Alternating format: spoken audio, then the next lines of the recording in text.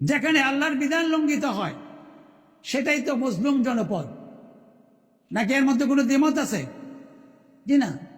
তাইলে ওই যে ওমা লাকুম লা তুকাতিলুনা ফি সাবিলিল্লাহি ওয়াল মুস্তাদআফিনা মিনার রিজালি ওয়ান নিসাই ওয়াল বিলদানি আল্লাযীনা ইয়াকুলুনা রব্বানা আখরিজনা মিন হাযিহিজ যালিমু আহলুহা।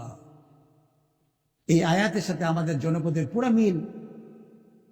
আমাদের সমাজের মানুষগুলো নিষ্পেষিত, আজকে সুদের বারে তারা নিষ্পেষিত, ঘুষ ছাড়া কোনো কাজ হচ্ছে না, স্বাভাবিকভাবে তারা তাদের কোনো অধিকার খুঁজে পায় না। আজকে তাজিব তামাদ্দুন নিয়ে, ঈমান এবং আমল নিয়ে তুমি সমাজে বেঁচে থাকবা, তার কোনো উপায় নাই।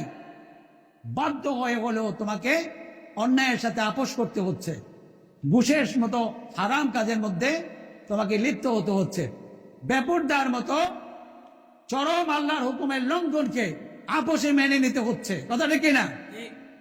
এই মজলুম জনপদকে উদ্ধার করে আল্লাহর রাজ কায়েম, খেলাফা কায়েমের জন্য আমরা প্রচেষ্টা করছি। কথাটা কি না? সুতরাং এটা ঈমানের অপরিহার্য দাবি। আমরা যে আন্দোলনটা করছি, আমরা যে সংগ্রাম করছি, এটা ঈমানের অপরিহার্য দাবি।